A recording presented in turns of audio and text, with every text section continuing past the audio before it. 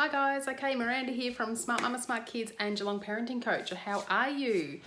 Okay, welcome to my weekly strategy. So every week I do weekly parenting strategies and I just post them live to Instagram and, not live, but up on Instagram and on YouTube. So this week's parenting strategy is all about teaching your children consideration for others. So consideration for others. How do you teach your kids consideration? So this could also be called respect, I suppose. Consideration and respect can be sort of interchangeable. So consideration, how do you teach your child consideration? So today I've got for you two really actionable steps. So two things that you can do or you can start doing today to help teach your kids consideration for others. And I'm thinking about small children, right? So like ages 2 to 6. Start to teach them that others exist, right? So first of all, kids this age are super egocentric. So they are egocentric, which means their ego, their self is central. So their self is central in their mind. So everyone knows that little kids can only think about themselves. Some older people can only think about themselves too, right? But kids only, themself is the biggest thing in their little world at the moment. So they're learning about themselves and they think about what they want. They do not think about what other people want. What you can do is, again, start to teach your child to think about what other people want. And it's going to take time and they're not going to do it in 1 second. But basically, here are my two things, my two little steps, I suppose, or two strategies that you can use today onwards to start teaching your child consideration and respect. So number one is model it. Model it. So as parents, kids are not going to learn anything about anything unless you model it to them, unless you teach it to them, unless you gently teach them how to start thinking about other people. So how to have consideration for other people, how to think about others in a certain situation. And this needs to be modeled by you. So you need to show your children that you have consideration for others. So if someone needs a hand, help them. If you and your husband are having an argument, how are you going to deal with that? Still being considerate, still being respectful of each other when your child is there, or hopefully always, but especially when your child is there. How are you modeling that respect for others so that your child can see that? That's the first one, is modeling it, and modeling it in all different situations, right? Because we all get cranky. I'm not always respectful, but I try really hard to be. And don't shame your kids. Don't shame them into doing things. Don't guilt trip them, all those sorts of things. That is not respectful behavior, guys. That is not respectful behavior. I'm sure you guys know this, but I don't like being shamed. I don't like being guilt tripped into things. It makes me really cross because I do not feel respected. I don't feel like people think that I'm big enough to make my own decisions and all those things. Kids aren't big enough to make their own decisions, but you still don't need to guilt and shame them into things, okay? So that's number one. Number one is model it yourself.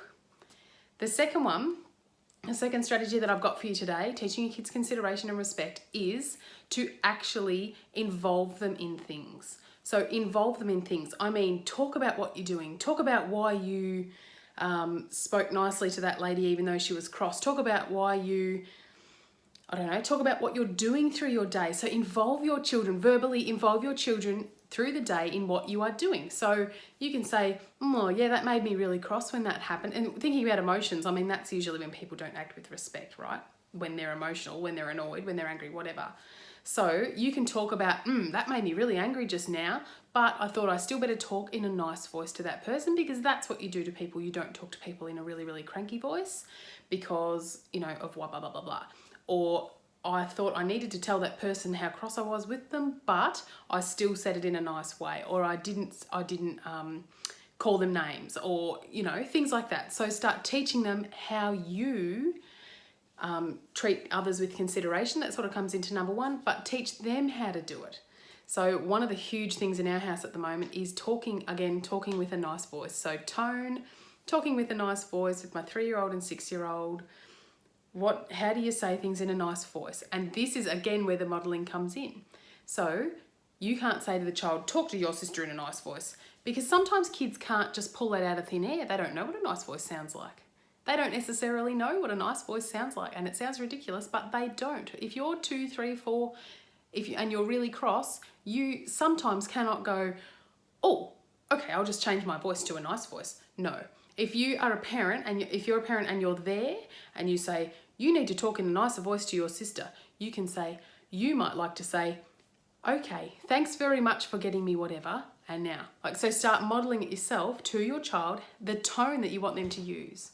I do that heaps with my kids and it drives me crackers, and it's just annoying being so consistent, but try to be consistent with it, because the child then can understand what the tone of voice sounds like, what your face might look like, all those sorts of things. When you are cross, you can still demonstrate respect and consideration for somebody else by doing XYZ or by showing XYZ, and they might still understand that you're angry, but you do not have to like denigrate people or call people names or push them over or any of those things, because you can still be respectful to other people even when you're cross.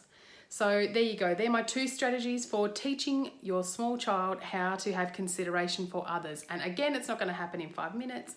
Again, they're small children. They're going to have emotional outbursts and they're going to have all these other things. But you can start teaching your child consideration now, and that will start to move them in the right direction, I suppose, moves them in the right direction from their egocentric self into being more focused on others as well as themselves. And I cannot think of the word for that right now, but more focused on others than just themselves. You can't move them out of the mental space that they're in now, but you can start to teach them and start to focus their eyes on others so that they come out of that and they do think about other people. Okay, so they're my 2 strategies. So if you want to hear more about that, you might like to read my blog this week. It's called Are You Creating an Entitled Toddler? Ooh. So that's quite challenging. That can be really, really challenging. So anyway, that's what it's about. Read it through the link in my bio or on my website, smartmamasmartkids.com. And otherwise, have a great day. I hope you enjoyed this weekly strategy. See you later, guys. Bye. Hi, guys. Miranda here. Okay, so do you want to know more about parenting a toddler? Do you want to know more about parenting a preschooler and all the different things that they need with regards to social, emotional skills and academic skills, as well as how you can connect with them on a daily and consistent basis as a parent? I think that's really, really important, because it sets them up for a much better life and much better expectations and a much better parenting journey for you and childhood journey for them, basically. So if you want to learn more about that sort of thing, that's what I post weekly on here. I post weekly strategies and tips up here on my YouTube video. So hit the subscribe button, hit the little bell-shaped icon if you want to hear more of these little videos. Also, something you might be interested in, especially if you're a toddler mum or a baby mum, is my online course, the Toddler Workshop. So this Toddler Workshop, as I say, it's an online course. It will take you 90 minutes to complete. It is easy. It's a slideshow with me talking behind it. It's got a workbook. You also get 3 bonus printables as part of it, and one of them's got my amazing Play-Doh recipe in it. So get you ready for that, because it's really, really great. So if you're interested in the Toddler Workshop, my 90-minute online course, feel free to go to the link below and find out all about it, because it is amazing. And I've had some really, really good feedback from people about my workshop. I've run it in person and it is now available online. So if you're interested in the Toddler Workshop, go below and see the link there. And apart from that, you can follow me on my blog, smartmamasmartkids.com. I'm Miranda Hodge. I'm the Geelong parenting coach, and my blog is called Smart Mama Smart Kids. It's straight for you if you are a toddler or preschooler mum.